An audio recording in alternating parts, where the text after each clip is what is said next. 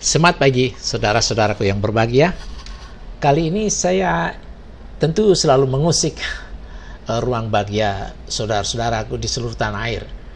Tetapi keinginan berbagi terus tidak bisa berhenti dari pikiran saya untuk ke teman-teman. Mudah-mudahan ini akan memberikan sesuatu yang terbaik bagi kita semua di dalam menyintai kebenaran. Hari ini saya mengungkap sebuah tajuk menuju berpikir jernih. Ini saya ambil dari pernyataan Francis Bacon, seorang filsuf dari Inggris yang sangat luar biasa, terkenal dengan sebuah pemikiran yang mengajak kita untuk menghindari idola yang sesat dalam berpikir. Inilah yang disebut dengan menghindari idola sesat.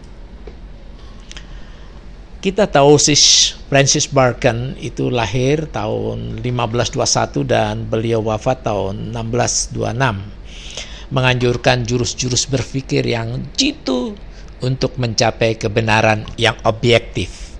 Bagaimana kebenaran objektif itu dicapai? Tetapi kayaknya ini akan menguliti kita, membelejeti kita yang kita sering melakukan kegiatan yang menganggap diri kita benar, yang kita sering sebut sikap solipsistik dan menganut sebuah solipisme benar menurut dirinya sendiri. Kata orang Surabaya, bener karpe dewi. Inilah yang harus dihindari di dalam kita untuk berpikir yang jernih. 4 idola itu antara lain adalah the idol of cave atau idola Picus, cave atau gua. Dalam peribahasa Indonesia dikenal ada istilah jangan seperti katak dalam tempurung. Artinya adalah ada kecenderungan orang menganggap dirinya paling hebat, paling luar biasa, hanya outward looking, tidak outward looking, hanya melihat dirinya, hanya melihat diri, tetapi lupa bahwa lingkungan juga melihat kita. Jadi ini harus dihindari. Jangan seperti katak dalam tempurung. Jadi merasa pintar sendiri, merasa hebat sendiri. Ini yang jadi permasalahan besar, sehingga kita tidak bisa menerima orang lain, dan disitulah kita tertutup dari informasi dunia.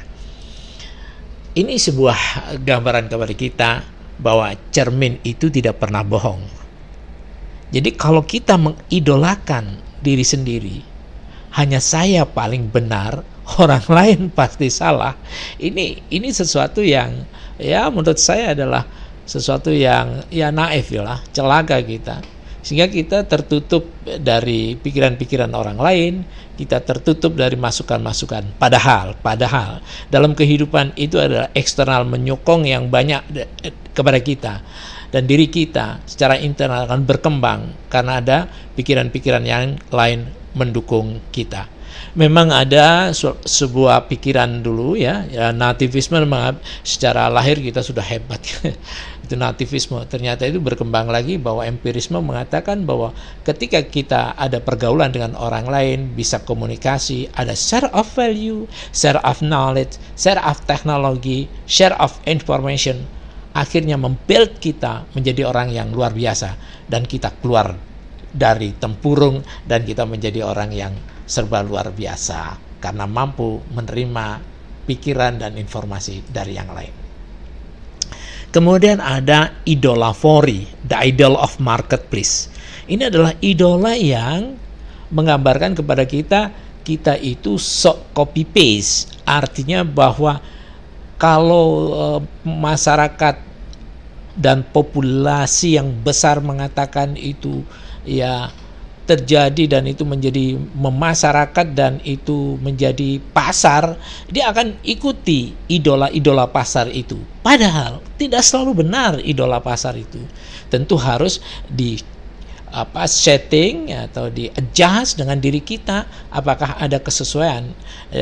Oleh karenanya idola pasar itu hanya memenangkan sesuatu pikiran-pikiran yang luas walaupun itu tidak benar. Ini harus dihindari. Kita tidak boleh the idol of marketplace, hanya ikut-ikutan saja.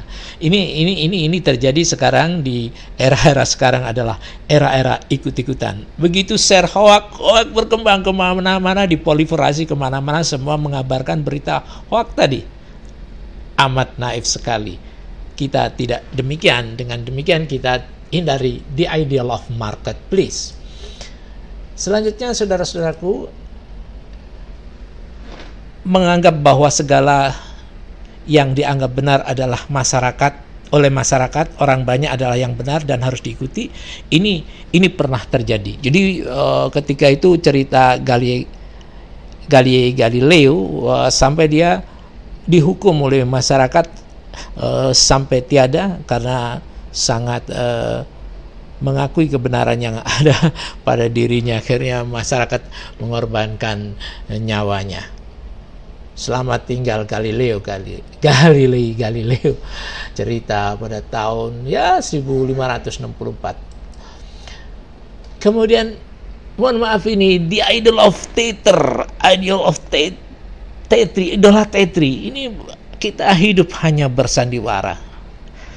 Ada kita sekolah-sekolahan saja, hanya menggugurkan kewajiban, datang mengisi absen, pulang, tapi tidak menyerap apa yang ada di situ. Tidak ada nurturing effect yang terjadi pada diri kita. Kemudian kita tidak memiliki apa-apa informasi yang kita jumpai di sekolah dan kelas kita. Ketika kita hanya bermain teater, seakan-akan berperan menjadi seorang mahasiswa, berperan seorang peserta seminar, padahal itu hanya bersandiwara dan hanya vision belaka.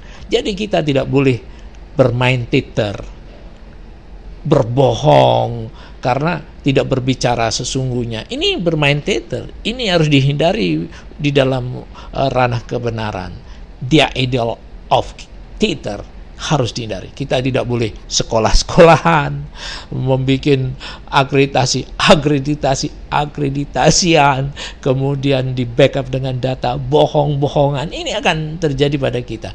Oleh karenanya, idola teatri adalah idola yang tidak selalu benar, karena kita harusnya memiliki jadi diri kita sendirilah yang kita sebut dengan different with others, berbeda dengan yang lain. Ini digambarkan kepada teman-teman karena kita sering contoh-mencontoh, kemudian kita copy paste. Sekarang kalau idola teater digunakan, kita tidak akan menjadi diri kita sendiri. Kita hanya bermain teater.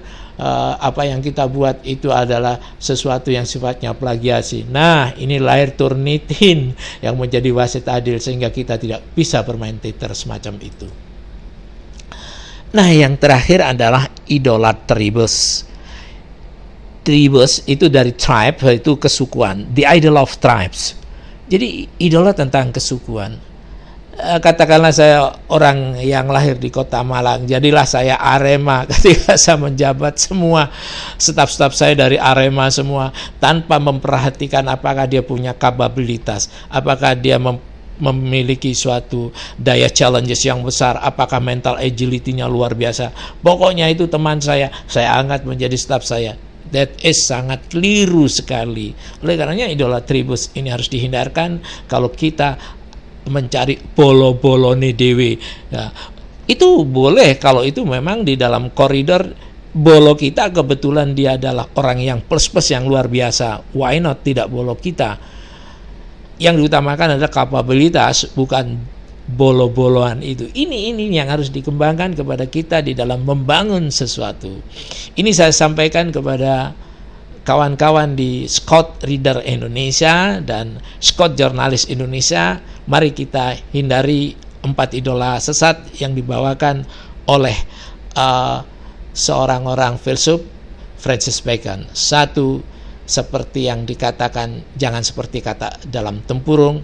Kemudian jangan hanya memenuhi kebenaran pasar, kemudian kita hanya bermain teater dan kita hanya menangkan bolo-bolonya sendiri. Jadi ya, diingat, the idol of gift, the idol of theater, the idol of marketplace, dan the idol of tribes. Ini yang harus dihilangkan. Itu yang bisa saya sampaikan, mudah-mudahan berkenan untuk membangun kita dan organisasi kita.